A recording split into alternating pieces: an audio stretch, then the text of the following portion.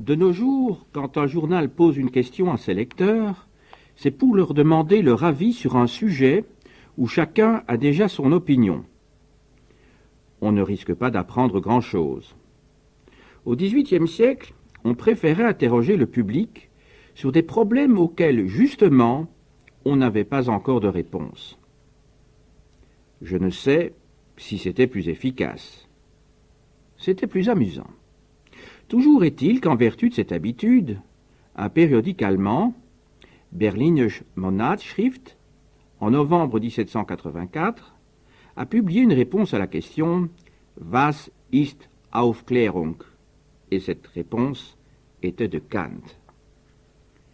Texte mineur peut-être, mais il me semble qu'avec lui entre discrètement dans l'histoire de la pensée une question à laquelle la philosophie moderne n'a pas été capable de répondre, mais dont elle n'est jamais parvenue à se débarrasser.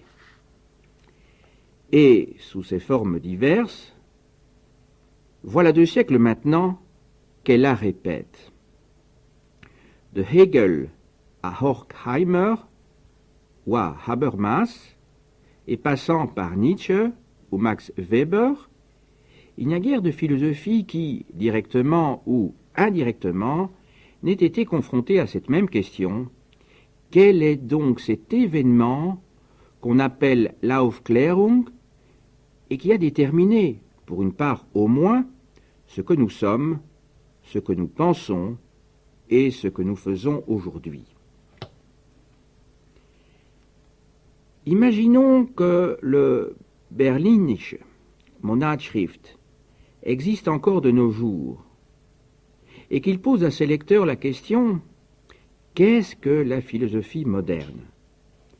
Peut-être pourrait-on lui répondre en écho « La philosophie moderne, c'est celle qui tente de répondre à la question lancée, voici 2 siècles, avec tant d'imprudence, « Was ist Aufklärung ?» Arrêtons-nous quelques instants sur ce texte de Kant. Pour plusieurs raisons, il mérite de retenir l'attention. 1. À cette même question, Moses Mendelssohn, lui aussi, venait de répondre dans le même temps 2 mois auparavant. Mais Kant ne connaissait pas ce texte quand il avait rédigé le sien. Certes, ce n'est pas de ce moment que date la rencontre du mouvement philosophique allemand avec les nouveaux développements de la culture juive. Il y avait une 30aine d'années déjà que Mendelssohn était à ce carrefour, en compagnie de Lessing.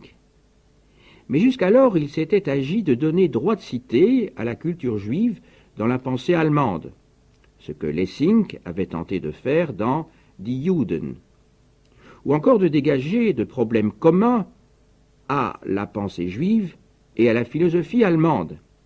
C'est ce que Mendelssohn avait fait dans les entretiens sur l'immortalité de l'âme. Avec les 2 textes parus dans le Berlinische Monatsschrift, l'Aufklärung allemande et la Scala juive reconnaissent qu'ils appartiennent à la même histoire.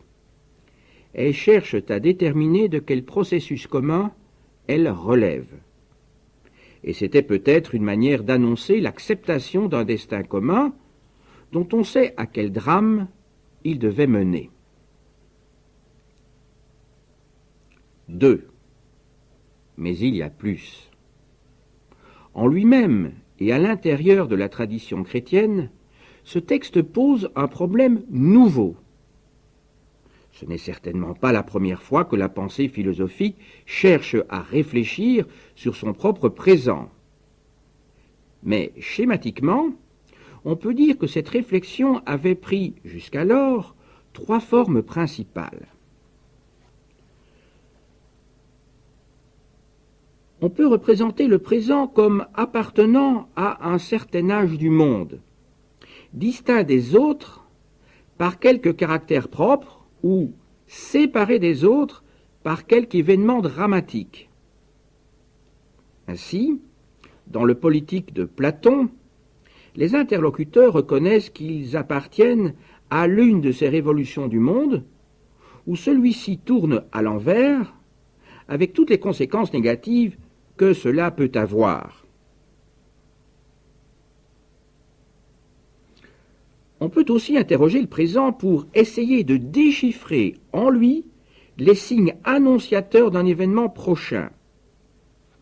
On a là le principe d'une sorte d'herméneutique historique dont Augustin pourrait donner un exemple. On peut également analyser le présent comme un point de transition vers l'aurore d'un monde nouveau.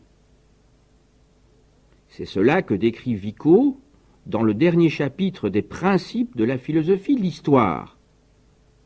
Ce qu'il voit aujourd'hui, c'est la plus complète civilisation se répandre chez les peuples soumis, pour la plupart, à quelques grands monarques.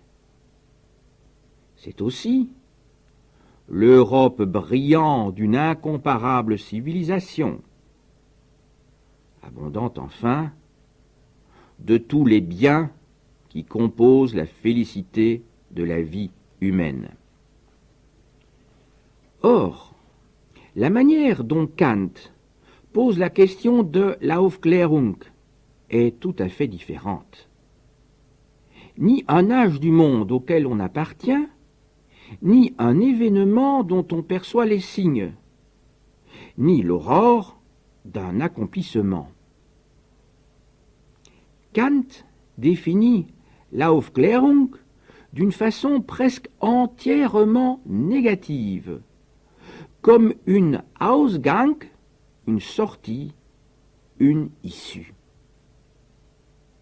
Dans ses autres textes sur l'histoire, il arrive que Kant pose des questions d'origine ou qu'il définisse la finalité intérieure d'un processus historique. Dans le texte sur l'Aufklärung, la question concerne la pure actualité. Il ne cherche pas à comprendre le présent à partir d'une totalité ou d'un achèvement futur. Il cherche une différence. Quelle différence aujourd'hui introduit-il par rapport à hier? 3.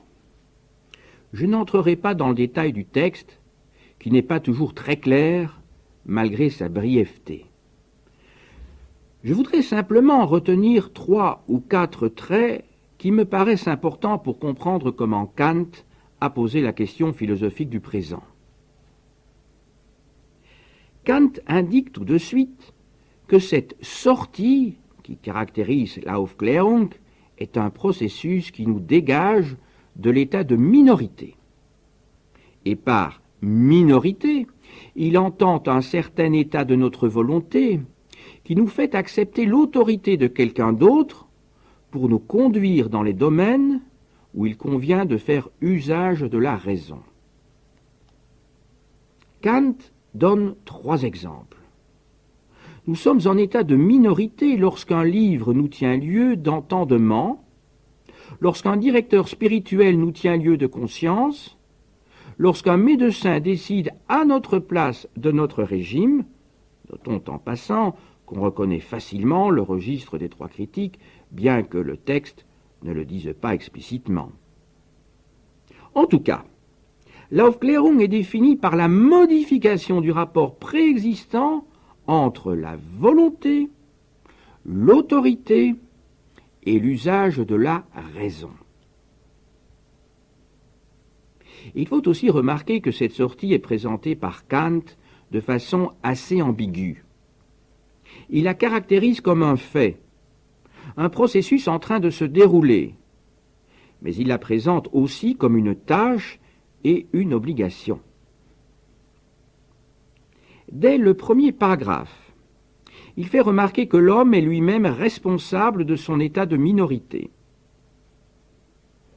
Il faut donc concevoir qu'il ne pourra en sortir que par un changement qu'il opérera lui-même sur lui-même. D'une façon significative, Kant dit que cette Aufklärung a une devise, Wahlspruch. Or la devise, c'est un trait distinctif par lequel on se fait reconnaître.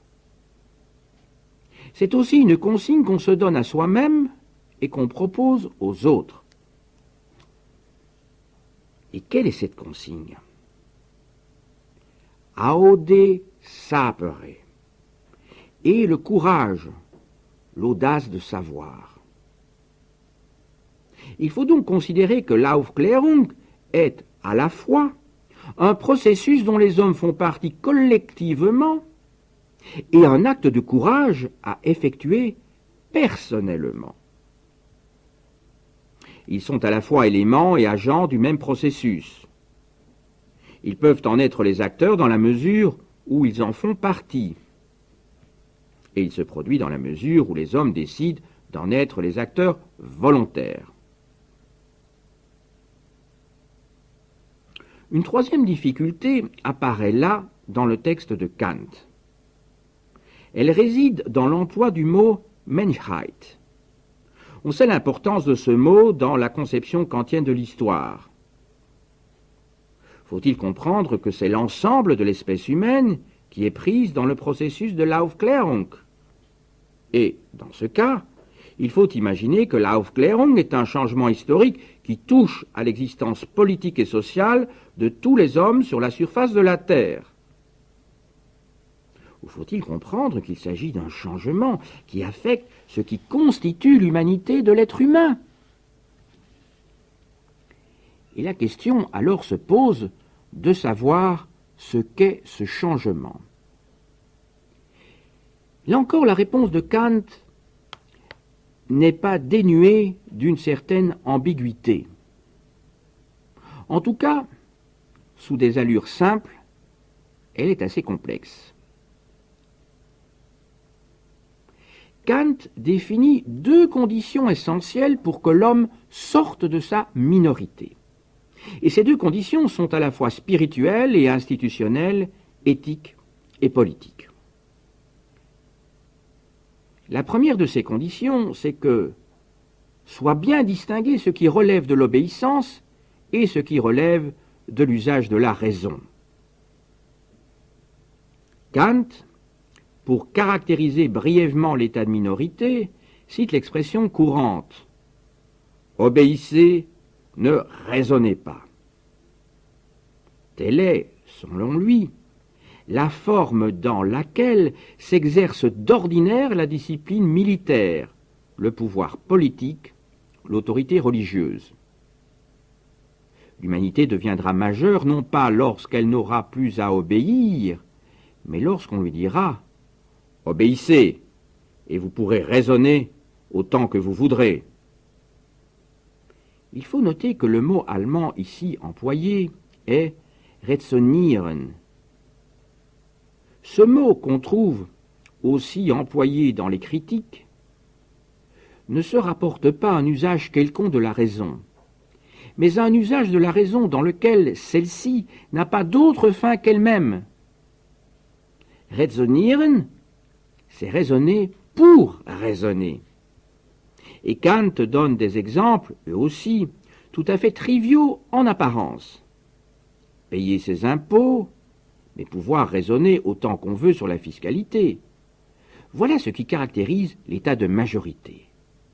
Ou encore assurer, quand on est pasteur, le service d'une paroisse conformément aux principes de l'Église à laquelle on appartient, mais raisonner comme on veut au sujet des dogmes religieux.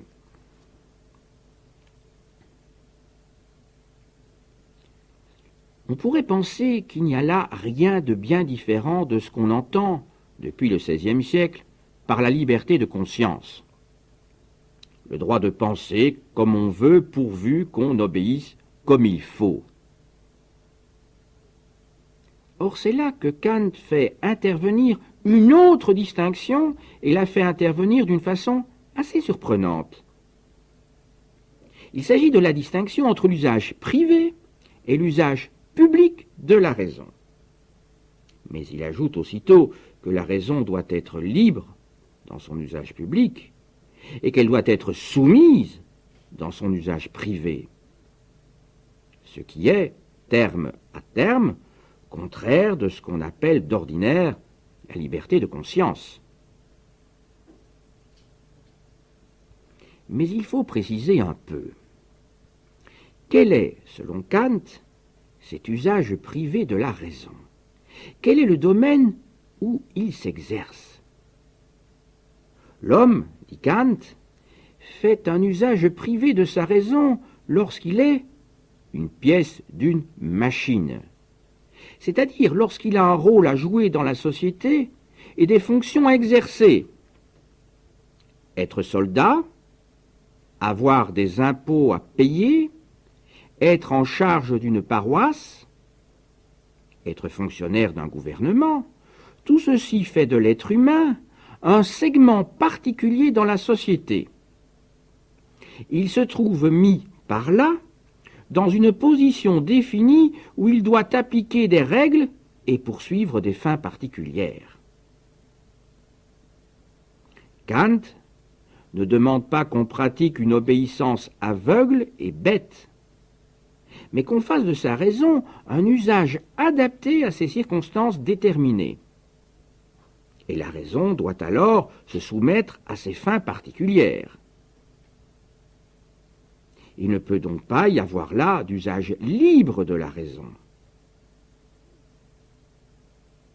En revanche, quand on ne raisonne que pour faire usage de sa raison, quand on raisonne en tant qu'être raisonnable, et non pas en tant que pièce d'une machine, quand on raisonne comme membre de l'humanité raisonnable, alors l'usage de la raison doit être libre et public.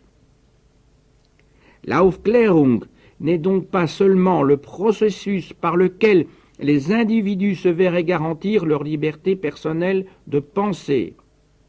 Il y a Aufklärung lorsqu'il y a superposition de l'usage universel, de l'usage libre et de l'usage public de la raison. Or, ceci nous amène à une quatrième question qu'il faut poser à ce texte de Kant. On conçoit bien que l'usage universel de la raison, en dehors de toute fin particulière, est affaire du sujet lui-même en tant qu'individu. On conçoit bien aussi que la liberté de cet usage puisse être assurée de façon purement négative par l'absence de toute poursuite contre lui. Mais comment assurer un usage public de cette raison? L'Aufklärung, on le voit, ne doit pas être conçue simplement comme un processus général affectant toute l'humanité. Elle ne doit pas être conçue seulement comme une obligation prescrite aux individus. Elle apparaît maintenant comme un problème politique. La question, en tout cas, se pose de savoir comment l'usage de la raison peut prendre la forme publique qui lui est nécessaire, comment l'audace de savoir peut s'exercer en plein jour, tandis que les individus obéiront aussi exactement que possible. Et Kant, pour terminer, propose à Frédéric II, en termes à peine voilés, une sorte de contrat. Ce qu'on pourrait appeler le contrat du despotisme rationnel avec la libre raison. L'usage public et libre de la raison autonome sera la meilleure garantie de l'obéissance, à la condition toutefois que le principe politique auquel il faut obéir soit lui-même conforme à la raison universelle. Laissons là ce texte. Je n'entends pas du tout le considérer comme pouvant constituer une description adéquate de l'Aufklärung. Et aucun historien, je pense, ne pourrait s'en satisfaire pour analyser les transformations sociales, politiques et culturelles qui se sont produites à la fin du XVIIIe siècle. Cependant, malgré son caractère circonstanciel, et sans vouloir lui donner une place exagérée dans l'œuvre de Kant, je crois qu'il faut souligner le lien qui existe entre ce bref article et les trois critiques.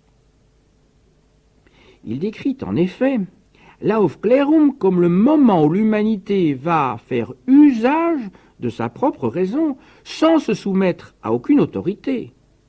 Or, c'est précisément à ce moment-là que la critique est nécessaire puisqu'elle a pour rôle de définir les conditions dans lesquelles l'usage de la raison est légitime pour déterminer ce qu'on peut connaître, ce qu'il faut faire et ce qu'il est permis d'espérer. C'est un usage illégitime de la raison qui fait naître, avec l'illusion, le dogmatisme et l'hétéronomie. C'est en revanche lorsque l'usage légitime de la raison a été clairement défini dans ses principes que son autonomie peut être assurée. La critique, c'est en quelque sorte le livre de bord de la raison devenue majeure dans l'Aufklärung. Et inversement, l'Aufklärung, c'est l'âge de la critique. Il faut aussi, je crois, souligner le rapport entre ce texte de Kant et les autres textes consacrés à l'histoire. Ceux-ci, pour la plupart, cherchent à définir la finalité interne du temps et le point vers lequel s'achemine l'histoire de l'humanité. Or, l'analyse de l'Aufklärung, en définissant celle-ci comme le passage de l'humanité à son état de majorité, situe l'actualité par rapport à ce mouvement d'ensemble et ses directions fondamentales. Mais en même temps, elle montre comment, dans ce moment actuel, chacun se trouve responsable, d'une certaine façon, de ce processus d'ensemble. L'hypothèse que je voudrais avancer, c'est que ce petit texte se trouve, en quelque sorte, à la charnière de la réflexion critique et de la réflexion sur l'histoire. C'est une réflexion de Kant sur l'actualité de son entreprise. Sans doute, ce n'est pas la première fois qu'un philosophe donne les raisons qu'il a d'entreprendre son œuvre en tel ou tel moment. Mais il me semble que c'est la première fois qu'un philosophe lit ainsi, de façon étroite et de l'intérieur, la signification de son œuvre par rapport à la connaissance, une réflexion sur l'histoire et une analyse particulière du moment singulier où il écrit et à cause duquel il écrit. La réflexion sur aujourd'hui, comme différence dans l'histoire et comme motif pour une tâche philosophique particulière, me paraît être la nouveauté de ce texte. Et en l'envisageant ainsi, il me semble qu'on peut y reconnaître un point de départ, l'esquisse de ce qu'on pourrait appeler l'attitude de modernité.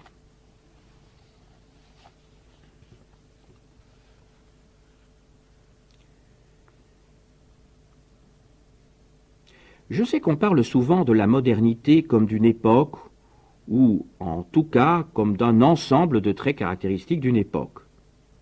On la situe sur un calendrier où elle serait précédée d'une prémodernité, plus ou moins naïve ou archaïque, et suivie d'une énigmatique et inquiétante postmodernité. Et on s'interroge alors pour savoir si la modernité constitue la suite de l'Aufklärung et son développement, ou s'il faut y voir une rupture ou une déviation par rapport aux principes fondamentaux du XVIIIe siècle. En me référant au texte de Kant, je me demande si on ne peut pas envisager la modernité plutôt comme une attitude que comme une période de l'histoire. Et, par attitude, je veux dire un mode de relation à l'égard de l'actualité. Un choix volontaire qui est fait par certains. Enfin, une manière de penser et de sentir, une manière aussi d'agir et de se conduire qui, tout à la fois, marque une appartenance et se présente comme une tâche. Un peu sans doute comme ce que les Grecs appelait un ethos. Et par conséquent, plutôt que de vouloir distinguer la période moderne des époques pré- ou post-modernes, je crois qu'il faudrait mieux chercher comment l'attitude de modernité, depuis qu'elle s'est formée, s'est trouvée en lutte avec des attitudes de contre-modernité.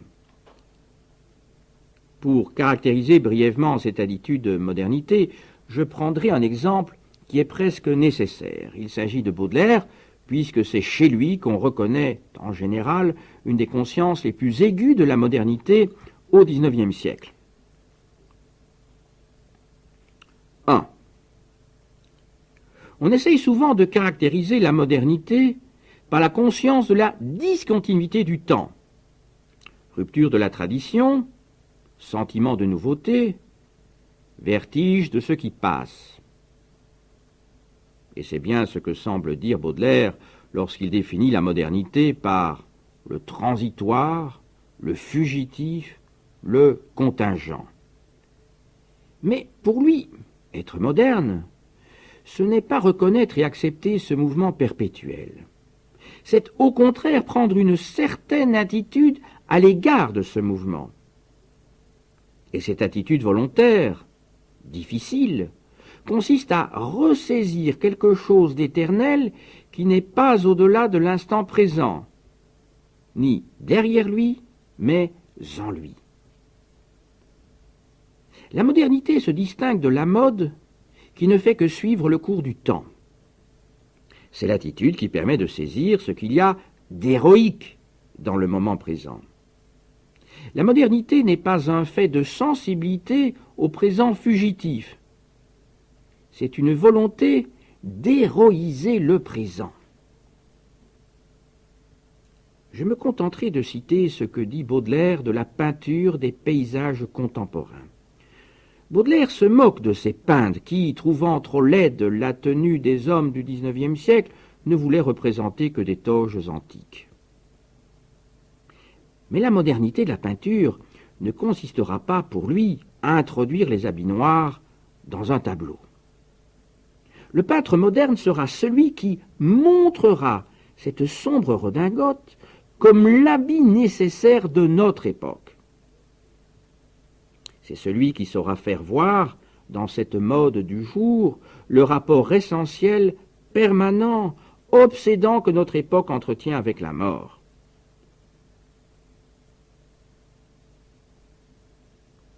L'habit noir et la redingote ont non seulement leur beauté poétique, qu'est l'expression de l'égalité universelle, mais encore leur poétique qui est l'expression de l'âme publique.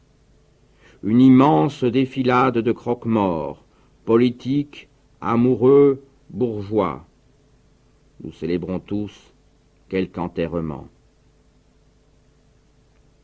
Pour désigner cette attitude de modernité, Baudelaire use parfois d'une litote qui est très significative parce qu'elle se présente sous la forme de préceptes.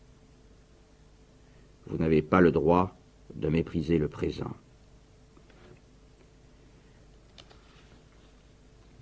Cette héroïsation est ironique, bien entendu. Il ne s'agit aucunement, dans l'attitude de modernité, de sacraliser le moment qui passe pour essayer de le maintenir ou de le perpétuer.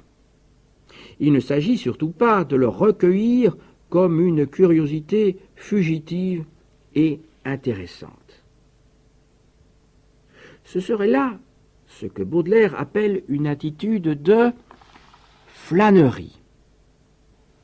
La flânerie se contente d'ouvrir les yeux, de faire attention et de collectionner dans le souvenir. À l'homme de flânerie, Baudelaire oppose l'homme de modernité. Il va, il court, il cherche. À coup sûr, cet homme, ce solitaire doué d'une imagination active, toujours voyageant à travers le grand désert d'hommes, a un but plus élevé que celui d'un pur flâneur, un but plus général, autre que le plaisir fugitif de la circonstance. Il cherche ce quelque chose qui nous permettra d'appeler la modernité. Il s'agit pour lui de dégager de la mode ce qu'elle peut contenir de poétique dans l'historique. Et comme exemple de modernité, Baudelaire cite le dessinateur Constantin Guis, en apparence un flâneur, un collectionneur de curiosités.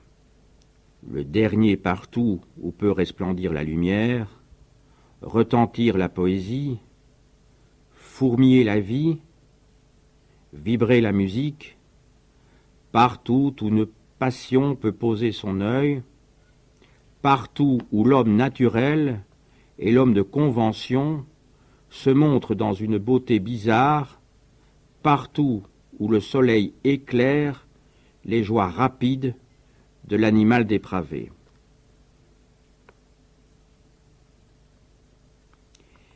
Mais il ne faut pas s'y tromper. Constantin Guis n'est pas un flâneur.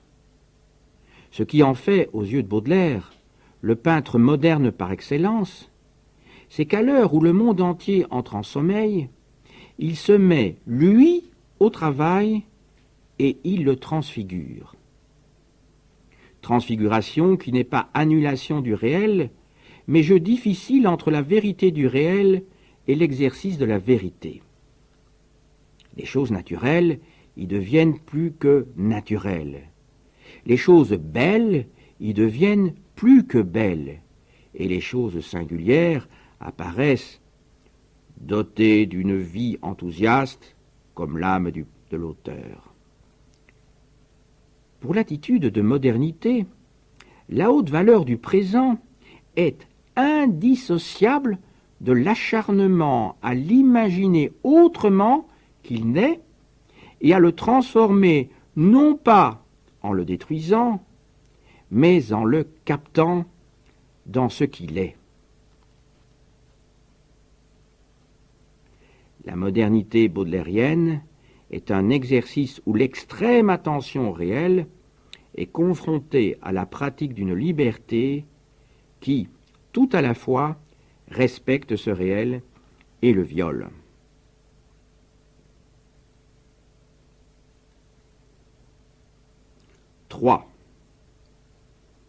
Cependant, pour Baudelaire, la modernité n'est pas simplement une forme de rapport au présent. C'est aussi un mode de rapport qu'il faut établir à soi-même.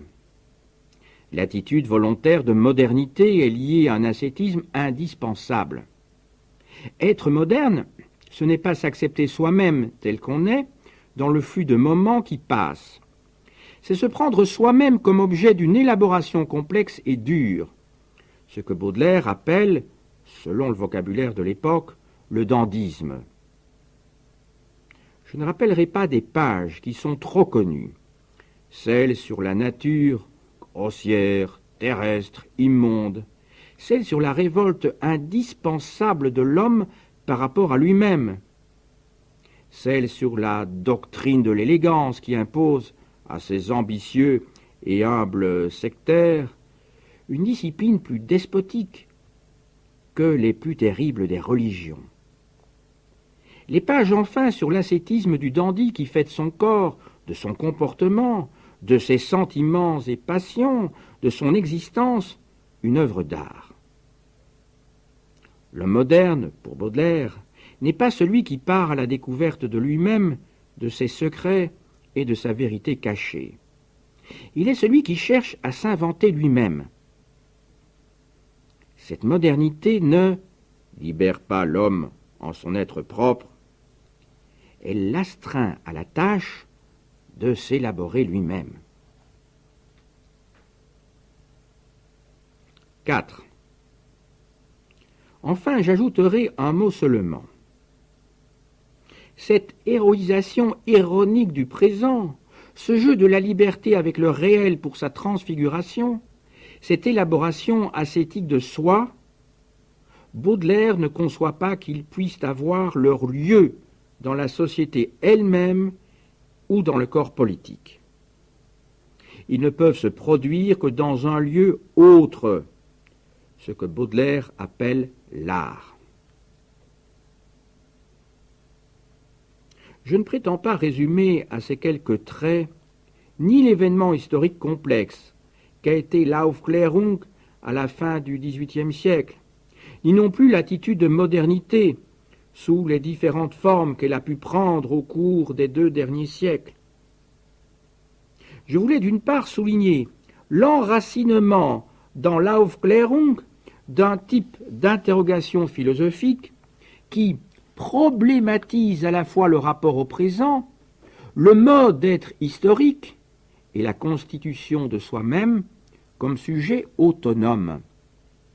Je voulais souligner d'autre part que le fil qui peut nous rattacher de cette manière à l'Aufklärung n'est pas la fidélité à des éléments de doctrine, mais plutôt la réactivation permanente d'une attitude, c'est-à-dire d'un ethos philosophique qu'on pourrait caractériser comme critique permanente de notre être historique. C'est cet ethos que je voudrais très brièvement caractériser. A. Négativement. 1. Cet ethos implique d'abord qu'on refuse ce que j'appellerais volontiers le chantage à l'Aufklärung.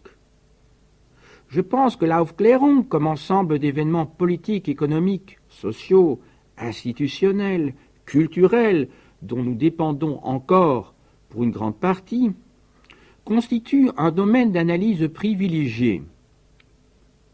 Je pense aussi que comme entreprise pour lier par un lien de relation directe le progrès de la vérité et l'histoire de la liberté, elle a formulé une question philosophique qui nous demeure posée. Je pense enfin, j'ai essayé de le montrer à propos du texte de Kant, qu'elle a défini une certaine manière de philosopher. Mais cela ne veut pas dire qu'il faut être pour ou contre l'Aufklärung. Cela veut même dire précisément qu'il faut refuser tout ce qui se présenterait sous la forme d'une alternative simpliste et autoritaire. Ou vous acceptez l'Aufklärung et vous restez dans la tradition de son rationalisme, ce qui est par certains considéré comme positif et par d'autres, au contraire, comme un reproche.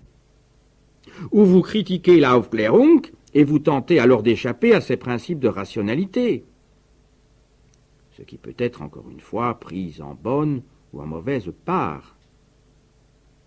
Et ce n'est pas sortir de ce chantage que d'y introduire des nuances dialectiques en cherchant à déterminer ce qu'il a pu y avoir de bon et de mauvais dans l'Aufklärung. Il faut essayer de faire l'analyse de nous-mêmes en tant qu'être historiquement déterminé, pour une certaine part, par l'Aufklärung. Ce qui implique une série d'enquêtes historiques aussi précises que possible. Et ces enquêtes ne seront pas orientées rétrospectivement vers le noyau essentiel de rationalité qu'on peut trouver dans l'Aufklärung et qu'il faudrait sauver en tout état de cause. Elles seront orientées vers les limites actuelles du nécessaire, c'est-à-dire vers ce qui n'est pas ou plus indispensable pour la constitution nous-mêmes comme sujet autonome. 2. Cette critique permanente de nous-mêmes doit éviter les confusions, toujours trop faciles, entre l'humanisme et l'Aufklärung. Il ne faut jamais oublier que l'Aufklärung est un événement ou un ensemble d'événements et de processus historiques complexes qui se sont situés à un certain moment du développement des sociétés européennes. Cet ensemble comporte des éléments de transformation sociale, des types d'institutions politiques, des formes de savoir, des projets de rationalisation des connaissances et des pratiques, des mutations technologiques, qu'il est très difficile de résumer d'un mot, même si beaucoup de ces phénomènes sont encore importants à l'heure actuelle. Celui que j'ai relevé, et qui me paraît avoir été fondateur de toute une forme de réflexion philosophique, ne concerne que le mode de rapport réflexif au présent. L'humanisme est tout autre chose. C'est un thème, ou plutôt un ensemble de thèmes, qui ont réapparu à plusieurs reprises à travers le temps dans les sociétés européennes.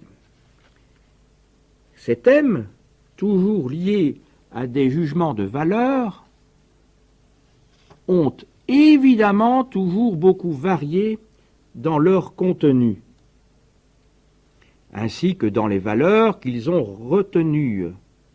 De plus, ils ont servi de principes critiques de différenciation. Il y a eu un humanisme qui se présentait comme critique du christianisme ou de la religion en général.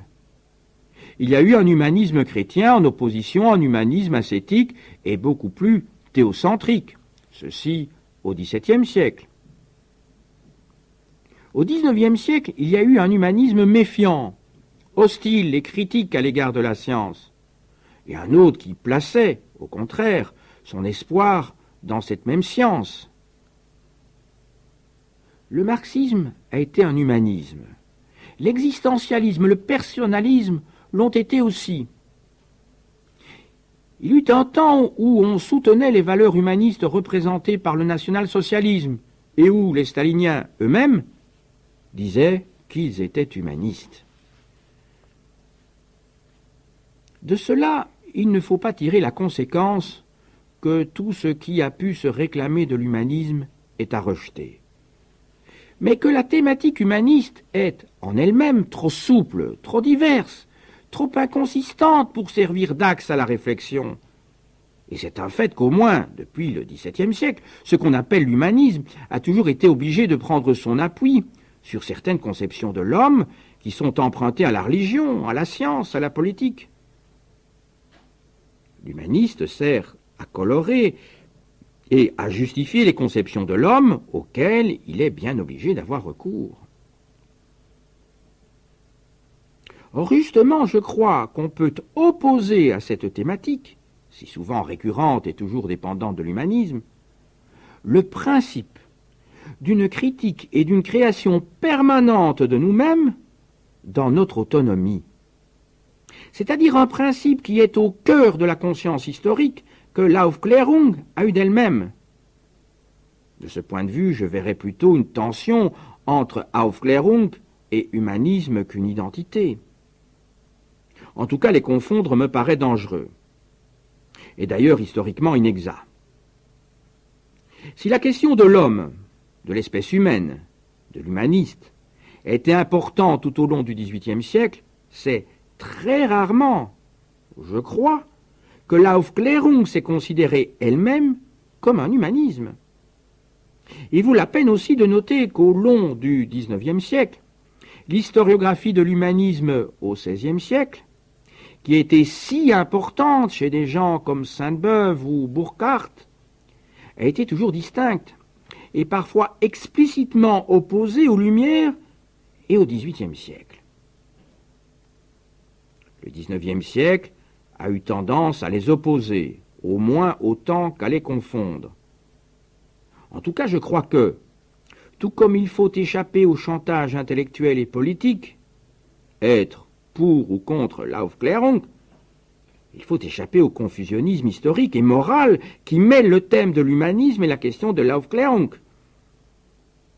Une analyse de leurs relations complexes au cours des 2 derniers siècles serait un travail à faire, qui serait important pour débrouiller un peu la conscience que nous avons nous-mêmes et de notre passé. B. Positivement. Mais en tenant compte de ces précautions, il faut évidemment donner un contenu plus positif à ce que peut être un ethos philosophique consistant dans une critique de ce que nous lisons, pensons et faisons à travers une ontologie historique de nous-mêmes. 1. Cet ethos philosophique peut se caractériser comme une attitude limite. Il ne s'agit pas d'un comportement de rejet. On doit échapper à l'alternative du dehors et du dedans. Il faut être aux frontières. La critique, c'est bien l'analyse des limites et la réflexion sur elles. Mais si la question kantienne était de savoir quelles limites la connaissance doit renoncer à franchir, il me semble que la question critique aujourd'hui doit être retournée en question positive. C'est dans ce qui nous est donné comme universel nécessaire obligatoire, quelle est la part de ce qui est singulier, contingent et dû à des contraintes arbitraires. Il s'agit en somme de transformer la critique exercée dans la forme de la limitation nécessaire en une critique pratique dans la forme du franchissement possible. Ce qui, on le voit, entraîne pour conséquence que la critique va s'exercer non plus dans la recherche des structures formelles qui ont valeur universelle, mais comme enquête historique à travers les événements qui nous ont amenés à nous constituer et à nous reconnaître comme sujet de ce que nous faisons, pensons, disons. En ce sens, cette critique n'est pas transcendantale et n'a pas pour fin de rendre possible une métaphysique. Elle est généalogique dans sa finalité et archéologique dans sa méthode. Archéologique et non pas transcendantale, en ce sens qu'elle ne cherchera pas à dégager les structures universelles de toute connaissance ou de toute action morale possible, mais à traiter les discours qui articulent ce que nous pensons, disons et faisons comme autant d'événements historiques. Et cette critique sera généalogique en ce sens qu'elle ne déduira pas de la forme de ce que nous sommes, ce qui nous est impossible de faire ou de connaître, mais elle dégagera de la contingence qui nous a fait être ce que nous sommes, la possibilité de ne plus être, faire ou penser ce que nous sommes, faisons ou pensons. Elle ne cherche pas à rendre possible la métaphysique enfin devenue science. Elle cherche à relancer aussi loin et aussi largement que possible le travail indéfini de la liberté. 2. Mais pour qu'il ne s'agisse pas simplement de l'affirmation ou du rêve vide de la liberté, il me semble que cette attitude historico-critique doit être aussi une attitude expérimentale.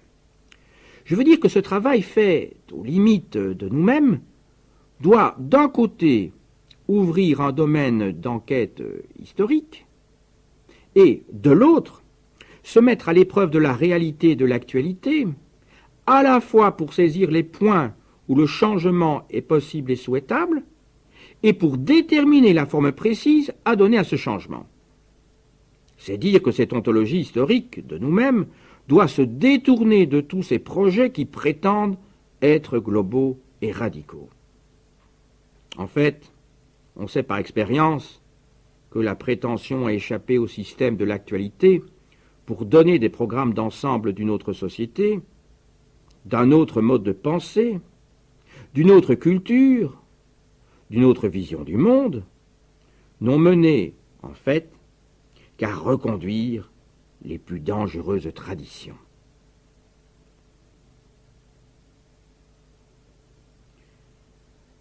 Je préfère les transformations très précises qui ont pu avoir lieu depuis 20 ans dans un certain nombre de domaines qui concernent des modes d'être et de penser, les relations d'autorité, les rapports de sexe, la façon dont nous percevons la folie ou la maladie. Je préfère ces transformations, même partielles, qui ont été faites dans la corrélation de l'analyse historique et de l'attitude pratique, aux promesses de l'homme nouveau que les pires systèmes politiques ont répétées au long du XXe siècle. Je caractériserai donc l'éthos philosophique, propre à l'ontologie critique de nous-mêmes, comme une épreuve historico-pratique des limites que nous pouvons franchir, et donc comme travail de nous-mêmes sur nous-mêmes en tant qu'êtres libres. 3. Mais sans doute serait-il tout à fait légitime de faire l'objection suivante. À se borner à ce genre d'enquête ou d'épreuves toujours partielles et locales, n'y a-t-il pas risque à se laisser déterminer par des structures plus générales dont on risque de n'avoir ni la conscience ni la maîtrise? À cela, 2 réponses. Il est vrai qu'il faut renoncer à l'espoir d'accéder jamais à un point de vue qui pourrait nous donner accès à la connaissance complète et définitive de ce qui peut constituer nos limites historiques. Et de ce point de vue, l'expérience théorique et pratique que nous faisons de nos limites et de leur franchissement possible est toujours elle-même limitée, déterminée et donc à recommencer. Mais cela ne veut pas dire que tout travail ne peut se faire que dans le désordre et la contingence. Ce travail a sa généralité, sa systématicité, son homogénéité et son enjeu. A. Son enjeu. Il est indiqué par ce qu'on pourrait appeler le paradoxe des rapports de la capacité et du pouvoir. On sait que la grande promesse ou le grand espoir du XVIIIe siècle, ou d'une partie du XVIIIe siècle, était dans la croissance simultanée, proportionnelle de la capacité technique à agir sur les choses, et de la liberté des individus les uns par rapport aux autres. Et d'ailleurs, on peut voir qu'à travers toute l'histoire des sociétés occidentales, c'est peut-être là que se trouve la racine de leur singulière destinée historique, si particulière, si différente des autres dans sa trajectoire et si universalisante, dominante par rapport aux autres, l'acquisition des capacités et la lutte pour la liberté ont constitué des éléments permanents. Or, les relations croissantes des capacités et croissance de l'autonomie ne sont pas aussi simples que le XVIIIe siècle pouvait le croire. Et l'on a pu voir quelles formes de relations, de pouvoir, étaient véhiculées à travers des technologies diverses, qu'il s'agisse des productions à fin économique, d'institutions à fin de régulation sociale, de techniques de communication. Les disciplines à la fois collectives et individuelles, les procédures de normalisation exercées au nom du pouvoir de l'État, des exigences de la société ou des régions de la population en sont des exemples. L'enjeu est donc comment déconnecter la croissance des capacités et l'intensification des relations du pouvoir. B. Homogénéité. Ce qui mène à l'étude de ce qu'on pourrait appeler les ensembles pratiques. Il s'agit de prendre comme domaine homogène de référence non pas les représentations que les hommes se donnent d'eux-mêmes, non pas les conditions qui les déterminent sans qu'ils le sachent, mais ce qu'ils font et la façon dont ils le font. C'est-à-dire les formes de rationalité qui organisent les manières de faire, ce qu'on pourrait appeler leur aspect technologique, et la liberté avec laquelle ils agissent dans ces systèmes pratiques, réagissant à ce que font les autres, modifiant jusqu'à un certain point les règles du jeu. C'est ce qu'on pourrait appeler le versant stratégique de ces pratiques. L'homogénéité de ces analyses historico-critiques est donc assurée par ce domaine des pratiques avec leur versant technologique et le versant stratégique. C. Systématicité. Ces ensembles pratiques relèvent de 3 grands domaines. Celui des rapports de maîtrise sur les choses, celui des rapports d'action sur les autres, celui des rapports à soi-même. Cela ne veut pas dire que ce sont là 3 domaines complètement étrangers les uns aux autres. On sait bien que la maîtrise sur les choses passe par le rapport aux autres, et celui-ci implique toujours des relations à soi, et inversement. Mais il s'agit de trois axes dont il faut analyser la spécificité et l'intrication. L'axe du savoir, l'axe du pouvoir, l'axe de l'éthique. En d'autres termes, l'ontologie historique de nous-mêmes a à répondre à une série ouverte de questions, elle a à faire à un nombre non défini d'enquêtes qu'on peut multiplier et préciser autant qu'on voudra. Mais elles répondront toutes à la systématisation suivante. Comment nous sommes-nous constitués comme sujet de notre savoir? Comment nous sommes-nous constitués comme sujets qui exercent ou subissent des relations de pouvoir? Comment nous sommes-nous constitués comme sujets moraux de nos actions? D. Généralité. Enfin, ces enquêtes historico-critiques sont bien particulières en ce sens qu'elles portent toujours sur un matériel, une époque, un corps de pratique et de discours déterminés. Mais, au moins à l'échelle des sociétés occidentales dont nous dérivons, elles ont leur généralité. En ce sens que, jusqu'à nous, elles ont été récurrentes. Ainsi, le problème des rapports entre raison et folie, ou maladie et santé, ou crime et loi, le problème de la place à donner aux rapports sexuels, etc. Mais si j'évoque cette généralité, ce n'est pas pour dire qu'il faut la retracer dans sa continuité métahistorique à travers le temps, ni non plus suivre ses variations. Ce qu'il faut saisir, c'est dans quelle mesure ce que nous en savons, les formes de pouvoir qui s'y exercent, et l'expérience que nous y faisons de nous-mêmes, ne constituent que des figures historiques déterminées, par une certaine forme de problématisation qui définit des objets, des règles d'action, des modes de rapport à soi. L'étude des modes de problématisation, c'est-à-dire ce qui n'est ni constante anthropologique, ni variation chronologique, est donc la façon d'analyser, dans leur forme historiquement singulière, des questions à portée générale. Un mot de résumé pour terminer et revenir à Kant. Je ne sais pas si jamais nous deviendrons majeurs.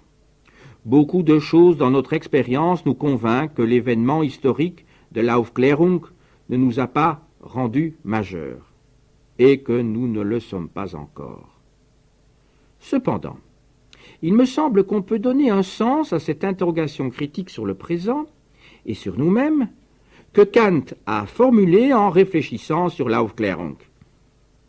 Il me semble que c'est même là une façon de philosopher qui n'a pas été sans importance ni efficacité depuis les 2 derniers siècles. L'ontologie critique de nous-mêmes, il faut la considérer non certes comme une théorie, une doctrine, ni même un corps permanent de savoir qui s'accumule. Il faut la concevoir comme une attitude, un ethos, une vie philosophique, où la critique de ce que nous sommes est à la fois analyse historique des limites qui nous sont posées et épreuve de leur franchissement possible. Cette attitude philosophique doit se traduire dans un travail d'enquête diverses. Celles-ci ont leur cohérence méthodologique dans l'étude à la fois archéologique et généalogique de pratiques envisagées simultanément comme type technologique de rationalité et jeu stratégique des libertés. Elles ont leur cohérence théorique dans la définition des formes historiquement singulières dans lesquelles ont été problématisées les généralités de notre rapport aux choses, aux autres et à nous-mêmes. Elles ont leur cohérence pratique dans le soin apporté à mettre la réflexion historico-critique à l'épreuve des pratiques concrètes. Je ne sais s'il faut dire aujourd'hui que le travail critique implique encore la foi dans les Lumières. Il nécessite, je pense, toujours le travail sur nos limites, c'est-à-dire un labeur patient